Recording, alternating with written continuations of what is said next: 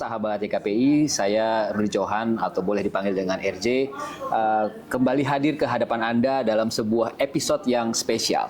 Jadi kalau hostnya saya, episodenya spesial. Ya. Nah, kalau kita bicara tentang episode spesial di podcast YKPI ini, pasti tamunya juga spesial. Hadir bersama dengan saya, Ibu Linda Ameliasari, atau yang dikenal dengan Ibu Linda Agung. Assalamualaikum, Ibu. Waalaikumsalam warahmatullahi wabarakatuh. Apa kabar, Mas RJ? Ibu? So far so good. Alhamdulillah. So far, so good, ya. Alhamdulillah. Nah, jadi karena hari ini pink, saya pakai baju pink, pakai pita pink. Dan kita juga. Pink. Jadi obrolannya pasti masih seputar Yayasan Kanker Payudara Indonesia. Ibu, saya akan mulai dengan sebuah quote. Ini saya cukup merinding membacanya. Jadi, insya Allah kalau saya sembuh melewati 5 tahun, saya ingin berbuat sesuatu yang benar-benar bermanfaat bagi masyarakat. Terutama dalam hal kepedulian pada kanker payudara. Ini quote dari seseorang yang menurut saya luar biasa ya. Dan kebetulan orangnya ada di sebelah saya. Ini adalah quote dari Ibu Linda Agung sendiri. Boleh cerita nggak? Mulai dari situ aja, Bu. Ini quote tentang apa, Bu? Oh, jadi kan Mas RJ, pertama terima kasih banget ya. Saya terhormat ini ketemu Mas RJ di podcast YKPI. Artinya saya kan pernah terdiagnosa kanker payudara di tahun 96. Dan pada saat itu memang dibilang nyawa saya tinggal 40%. 60% itu ke penyakit. Ya. Pada awal. Jadi kan saya merasa, aduh, dunia mau runtuh, anak saya masih SMP ya, yang satu baru masuk mahasiswa, suami sedang berkarir bagus itu buat Pak Agung Gumelar ya. Jadi saya sendiri anggota Dewan waktu itu DPR RI, tapi ini kan satu kenyataan yang diberikan Allah. Jadi saya berobat dan berobat dalam doa saya, ya Allah saya kok ingat ini jadi sedih Mas, jadi ngungkit-ngungkit kesedihan saya. Jadi saya selalu waktu itu berdoa. Ada fase-fase yang kita benar-benar down, seperti dunia akan runtuh ya, karena dibilang kanker payudara. Dan waktu itu tahun 96 masih sangat jarang orang bicara secara terbuka tentang kanker payudara, sehingga saya juga nggak punya informasi tentang itu.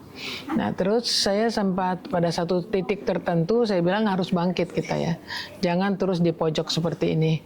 Terus saya berdoa sama Allah, ya Allah berikan saya kesempatan hidup. Kalau Allah berikan kesempatan hidup untuk bisa mendampingi anak-anak saya, suami, dan juga untuk keluarga dan masyarakat, tentu saya harus kembalikan itu kepada Allah. Nah mungkin itulah munculnya quote tersebut, bahwa hidup saya ini benar-benar ingin saya dedikasikan untuk masyarakat luas, khususnya kaum perempuan ya. Yang walaupun laki-laki bisa terdiagnosa kanker payudara juga, tapi pada umumnya kan perempuan. Untuk ayo kita menjaga kesehatan payudara kita dan terutama menghindar dari terjadinya kanker payudara stadium lanjut. Itu yang menjadi latar belakang kenapa ada quote tersebut ya. Baik. Nah, sahabat YKPI, saya mau gali lebih dalam lagi ya. Bu, waktu itu umur berapa? 46. 46 tahun. Lagi lucu-lucunya. Lagi lucu-lucunya, Bu. Dan ya? lagi, waduh, banyak ide di kepala. Masih kepingin dapat nilai 8, bikin sesuatu, atau 9. Masih itulah ya. Masih ingin menaklukkan dunia istilahnya. Seolah-olah ya, cita-cita masih panjang. Ya. Terus waktu itu bisa tahu karena apa? Terus tadi Ibu menyebut bahwa harus bangkit. Apa turning point-nya, Bu? Sehingga Ibu bilang, wah, saya nggak bisa berlarut terus. Saya harus bangkit. Itu yang selalu saya bilang sama penyintas kanker payudara ya. Kita boleh ada di pojok satu ruangan kegelapan dan kita menyesali nasib kita, tapi jangan kelamaan karena dunia selalu berputar. Orang mungkin hari ini kasihan memberikan perhatian, tapi akhirnya kan kembali sama diri kita. Jadi kita harus cepat keluar dari pojok itu gitu. Itu yang saya lakukan. Alhamdulillah mungkin karena dukungan ya dari suami, teman-teman dan keluarga. Jadi itu bisa saya lakukan. Kalau boleh lebih spesifik lagi, Bu, ketika Ibu melihat sesuatu, mendengar cerita orang, atau membaca buku, atau apa, Bu, tiba-tiba, wah saya nggak boleh begini nih. Apa sih, Bu? Ya itu yang sulit dibilang ya. Mungkin itu... Apa itu karena doa aja tiba-tiba, Bu, saya habis berdoa, saya harus semangat gitu? 1 minggu pertama saya nggak ikhlas ya. Saya juga seolah-olah menyalahkan Allah gitu, seolah-olah pada waktu itu. Karena nggak pernah punya pikiran kena kanker payudara. Jadi betul-betul waktu itu saya merasa saya aktif, saya baik-baik saja, suka nolong, maksudnya organisasi juga oke gitu ya. Kenapa ada pada saya? Jadi itu, tapi setelah itu mungkin kembali lagi kepada iman ya, dan dukungan dari keluarga bahwa itu nggak benar cara kayak gitu ya. Tapi saya coba untuk bangkit dan tentu pemilihan secara medis, non medis dan sebagainya itu satu masalah berbeda lagi tuh Mas. Kita mau pakai cara medis apa non medis itu kan juga problem lain lagi. Sementara banyak yang datang memberikan itu, tapi saya nggak mau ketemu orang cukup lama. Karena saya lagi bersahabat dengan diri saya. Waktu itu ya memang masa-masa itu kalau diingat berat sekali. Tapi datang terus obat-obatan yang non medis ya, daun ini, daun itu, jangan dioperasi, bla bla ya. Sampai 1 lemari penuh. Terus ada lagi katanya susu kuda segala macam itu sampai itu. Tapi akhirnya muncul satu titik karena saya nggak punya siapa-siapa, dokter saya nggak kenal waktu itu ya. Dan kita punya cuma anak keluarga. Saya belajar sama Rima Melati akhirnya. Mbak Rima almarhum. Saya belajar sama beliau dan itu di titik itu saya muncul setelah bicara dengan Mbak Rima, muncul satu semangat untuk saya harus berobat dan saya nggak boleh begini keadaannya ya. Bisa ketemu dengan Mbak Rima itu bagaimana? Pertama saya baca majalah. Majalah memang ada cerita tentang Mbak Rima menceritakan pengalaman beliau karena waktu itu kan hanya ada Rima Melati. Kalau bicara breast cancer di tahun 96 itu hanya beliau satu orang, seorang public figure yang berani cerita payudara gitu loh Mas. Tetapi beliau secara berani menceritakan fase-fase yang beliau lalui. Akhirnya saya coba kontak. Kontak beliau, alhamdulillah beliau sangat terbuka dan beliau memberikan semangat itu kepada saya. Jangan pernah kita menyerah, jangan pernah mau dibantu orang, jangan pernah mau dikasihani orang. Jadi luar biasa ya. Luar biasa. Saya kira luar biasa Mbak Rima itu. Dari umur 46 sampai umur berapa Bu? Selesai sudah gitu Bu? 5 tahun ya pengobatannya. 5 tahun ya? Saya mulai dari sebulan sekali setelah operasi ya, menjadi 2 bulan sekali, 3 bulan sekali, 6 bulan sekali, setahun sekali. Setelah 5 tahun, dokter saya bilang, Ibu udah lewat 5 tahun, tetap lakukan pemeriksaan, tetapi tidak perlu seperti harus muncul di mana Ibu pergi ada bedah onkolog ya periksa gitu ya, rutin. Dan di situ saya bilang Pak Agung. Waktu itu kan Pak Agung sedang masih aktif ya. Ya dia punya kebanggaannya sendiri. Boleh nggak saya ngomong depan umum bahwa saya kena kanker payudara? Karena jangan Mbak Rima sendiri, kita perlu ada kader berikutnya nih yang bisa. Walaupun saya nggak sehebat Mbak Rima, tapi paling nggak yang dikenalkan suami saya dikenal ya. Jadi ya untung alhamdulillah beliau mengizinkan. Memang sulit loh kita ngomong di depan umum, saya terdiagnosa kanker payudara. Ayo kita sekarang lakukan ini, lakukan itu supaya tidak seperti teman-teman yang meninggal dunia ya, karena keterlambatan. Itu yang kan mesti diomongin oleh seorang Linda gitu, Linda Agung Gumelar. Yang nanti ujungnya itu kan ada nama seseorang ya. Itu kan menjadi banyak payudaranya gimana gitu kan. Jadi itu kan satu hal yang nggak umum ya waktu itu ya. Waktu itu betul. Tahun 96 kan tabu. Di Jakarta pun masih tabu apalagi ke daerah. Ya, tetapi kita coba tembus itu. Alhamdulillah sekarang udah menjadi biasa kita ngomong kanker payudara. Betul. Ya. Luar biasa. Nah, saya ingin lanjut bertanya Bu. Waktu itu bagaimana support Pak Agung, bagaimana support Zeke dan Army, anak-anak Ibu, gitu ya, ketika mengetahui ibunya ini mengidap kanker payudara. Pasti seakan-akan nggak cuma ibu aja, anak-anak juga runtuh lah ibaratnya dunia seperti sangat itu. Ya. Saya adalah juga sangat akrab Bu dengan kanker payudara. Ya, ibu mertua saya meninggal karena kanker payudara. Gitu ya. Kakak ipar saya meninggal karena kanker. Ini ya, prihatin ya. Iya Bu. Ibu saya baru ingat, ternyata ibu saya itu pernah kena kanker payudara sudah selesai Bu. Waktu saya SMP. Jadi saya benar-benar ya ada sedikit banyak empati tahu ke situ. Bu ya bagaimana sedihnya, bagaimana berjuangnya. Kita akan gali lebih dalam lagi sobat sahabat YKPI setelah pesan-pesan berikut ini. YKPI adalah mitra pemerintah untuk menggalakkan kegiatan penyuluhan dan penanggulangan kanker payudara di Indonesia yang mempunyai visi Indonesia bebas kanker payudara stadium lanjut. Dan dengan misi 1. Deteksi dini kanker payudara menjadi bagian dari General Check-up. 2. Pelayanan deteksi kanker dapat dilakukan oleh semua rumah sakit. 3. Penyuluhan kepada masyarakat tentang kanker payudara dapat dilakukan oleh tenaga kesehatan dan relawan terlatih. 4. Penyintas kanker payudara dapat tetap eksis di bidangnya masing-masing. Saling jaga, saling peduli, itu adalah tagline dari Yayasan Kanker Payudara Indonesia yang diketuai oleh Ibu Agum sekarang dan menjadi narasumber saya di podcast YKPI ini. Sahabat YKPI, kita lanjut di segmen terakhir yang adalah segmen pamungkas. Tadi kita sudah melewati 2 segmen haru begitu ya, terus juga ada semangat di sana. Nah, kita akan lebih fokus sekarang pada Yayasan Kanker Payudara Indonesia ini sendiri. Bu, sudah berapa banyak yang dibantu? Dalam arti pengecekan, terus yang benar-benar sampai sudah kena dibantu, yang berhasil ataupun yang pasti aja nggak berhasil juga. Bagaimana YKPI ini bisa membantu keluarganya gitu melewati hal-hal seperti ini? Jadi mungkin perlu saya sampaikan bahwa visi YKPI adalah menekan kejadian kanker payudara stadium lanjut di Indonesia. Karena kalau kanker payudaranya dihilangkan sama sekali kan nggak mungkin. Betul. Sebetulnya kalau kanker payudara dalam stadium dini itu bisa kembali sehat, tetapi di Indonesia 70% datang dalam stadium lanjut. Jadi kami kembali kepada visi kami, program kami lebih banyak edukasi, Mas. Edukasi dan screening ya.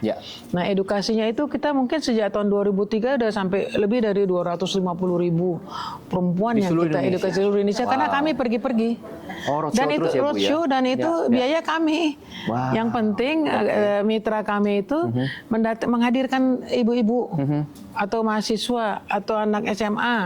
Tapi semua biaya kita, mau kita datang naik pesawat, mau kita naik kereta api, mau tempat nginap, itu kita semua yang lakukan. Kenapa? Konsumsinya pun termasuk. Karena kita nggak mau ngerepotin setempat. Cita-cita kita kan menekan kejadian stadium lanjut. Jadi jangan dong kita bebani lagi dengan hal-hal lain itu. Narasumber kita bawa bedah onkolo. Mungkin itu agak sedikit berbeda ya, konsepnya ya. Tetapi emang karena kita ingin mengejar sebanyak mungkin membantu pemerintah juga menekan stadium lanjut. Karena angka biayanya akan lebih mahal ya kok stadium lanjut dan perasaan keluarganya juga akan lebih berat ya. Tapi di sisi lain kami juga ada pendampingan, Mas. Pendampingan pasien kanker payudara kita ada sekitar 600 di seluruh Indonesia. 200-an itu bukan yang kanker. Yang terkena. Tapi kami dampingin. Kami ada 2 grup, yang satu umum. Umum ada sekitar 400-500-an. Yang khusus istri-istri prajurit TNI Angkatan Darat. Di seluruh Indonesia dari Sabang sampai Merauke. Itu dititipkan oleh Ketua Umum Persit Kartika Chandra Kirana, artinya istri Kasat ya. Menitipkan ibu-ibu yang terdiagnosa kanker payudara itu pendampingannya pada kami. Jadi kita mendampingi secara rutin, ada hampir 700 penyintas kanker payudara, dan di situ kita sharing segala macam masalah-masalah, membangun optimisme, komunikasi yang tepat, informasi, edukasi kita lakukan, manggil dokter, apa yang masalah mereka. Malah nanti minggu depan ini kita mengenai trauma healing ya. Kita berikan buat keluarganya. Ini buat buat pasiennya. Kan ada trauma. Kalau keluarganya tentu kita membangunnya dengan pertemuan-pertemuan ya. Baik. Kenapa ada? Saya menarik nih Bu ya. Kenapa ada trauma healingnya Bu? Karena kan ada trauma orang. Kena kanker payudara itu kan sampai sekarang saya udah 20 tahun lebih, saya nggak sanggup lihat pasien kanker payudara yang sudah stadium lanjut, terminal. Itu di hati saya belum bisa, jujur aja. Jadi saya mohon maaf, itu saya nggak bisa. Karena saya membayangkan seandainya dulu saya nggak dari awal berobat, mungkin saya seperti beliau ini gitu ya, dalam kondisi kan yang sangat menyedihkan ya, dan sakit sekali. Jadi saya kalau di situ saya nggak bisa. Makanya saya mencoba untuk membantu di awal supaya kalian nggak seperti itu gitu lah gitu ya. Karena banyak bagaimana keluarganya melihat itu ya, ibunya seperti itu, suaminya ya, belum biayanya kan gitu. Bagaimana caranya biar perempuan yang datang itu Bu tidak sampai stadium lanjut, Bu? Nah, itu edukasi di awal, promosi preventif. Itu yang dilakukan oleh YKPI. Dan apabila masih stadium dini, kita arahkan mereka untuk langsung berobat medis. Kira-kira kayak gitu. Kami juga punya mobil mamografi. Luar biasa. Tapi itu cuman bisanya di Jabodetabek ya. Oke. Karena barangnya kan berat ya, alat mamografi ya. Itu kita juga periksa dan itu tidak bayar, cuma-cuma. Wow, nggak bayar. Tapi karena misinya kita jangan ada kebetulan kami banyak yang penyintas kanker. Udah ngerasain beratnya tuh hemoterapi, Jadi nggak cuma cerita doang ya Bu ya. Punya pengalaman sendiri. Jadi kita gitu jangan deh yang kayak kita gitu ya. Ayo bantu gitu. Tapi tentu susah juga karena kita nirlaba ya. Tapi pernah nggak sih Bu sampai pada suatu titik kita mau kegiatan nih besok, ngumpulin para pengurus. Kita nggak ada uangnya nih, gimana caranya biar kita bisa tetap jalan? Pernah nggak sih Bu sampai satu Nggak, titik? kami punya program. Oke. Jadi program kerja kita bikin setiap tahun. Iya. Jadi November nanti kita udah lah program kerja, udah kita punya untuk tahun depan. Dan kita coba meyakinkan para sponsor kita, karena hidupnya dari sponsor Mas, sama donatur. Mungkin melalui podcast ini ya, bisa membantu YKPI ya Mas ya. Terima kasih ya ditanya Mas Erji. Karena memang hidup kami dari sponsor dan donatur. Tetapi kita selalu memberikan pertanggungjawaban yang akuntannya kita pakai yang terbuka. Jadi sehingga sponsor alhamdulillah sampai dengan sekarang ini ya masih percaya sama kami. Benar-benar dana-dana sponsor itu kita nggak boleh pakai untuk lain. Jadi benar-benar untuk program. Sedangkan pengurus semua relawan kan. Nah, mereka kerja dengan sukacita. Oke. Terakhir Bu Linda Agung, boleh berikan pesan kepada mungkin yang lagi nonton yang lagi terkena hari ini. Berikan semangat, berikan pesan, silakan. Ya, jadi kepada semua teman-teman yang sedang melihat podcast YKPI, nanti ada podcast-podcastnya selanjutnya, tetap lihat ya podcast YKPI. Yang pertama itu penting. Yang kedua kepada teman-teman yang sehat, yang tidak juga mengerti tentang kanker payudara, saya anjurkan untuk rajin-rajin melakukan sadari, periksa payudara sendiri, bisa lihat di website YKPI. Kemudian juga bagi teman-teman yang sedang diuji oleh Yang Maha Kuasa dengan kanker payudara, tetap semangat. Ibu-ibu, saudara-saudaraku tidak sendiri. Kemudian kepada keluarga dari para pasien, kami memberikan apresiasi dan berikan support terus kepada pasien yang ada di rumah Anda. Tentu ini menjadi satu semangat, karena yang kami butuhkan adalah semangat dari sekitar. Saya kira itu, Mas Erji. Luar biasa. Terima kasih, sama-sama. Ibu Linda Agung. Dan untuk para sahabat YKPI yang ingin bergabung menjadi relawan atau ingin mendapatkan support, silakan cari kami melalui akun sosial media Ibu ya. Kalau di website ada di yayasankankerpayudaraindonesia.org, lalu di Instagram kami juga ada, di TikTok juga ada, di YouTube juga ada yang sedang Anda tonton di episode kali ini. Kalau begitu, sebagai penutup, kalau Anda ikut mau peduli dengan kami, silakan berikan donasi. Kami cantumkan di bawah ini. Ada beberapa rekening yang bisa Anda kirim untuk memberikan support. Ya, mari kita bersama mewujudkan Indonesia bebas kanker payudara stadium lanjut. Saya Rujan pamit, sampai jumpa di episode berikutnya. Terima kasih semuanya.